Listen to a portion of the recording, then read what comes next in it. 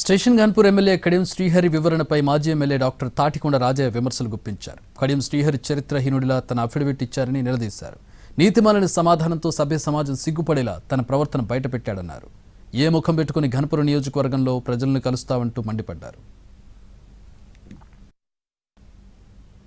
మనం అనుకున్నట్టే ఎక్కడ ఉండాలో గక్కడే ఉన్నా అని చెప్పిన కడియం శ్రీహరి చరిత్రహీనుని లెక్క నేను బీఆర్ఎస్ పార్టీకి రాజీనామా చేయలేదు, కాంగ్రెస్ పార్టీ సభ్యత్వం తీసుకోలేదని నీతి మాలిన మాటను మాట్లాడి ఈరోజు సభ్య సమాజం సిగ్గుపడే విధంగా తన ప్రవర్తనను మరొకసారి బయటపెట్టుకున్నాడు.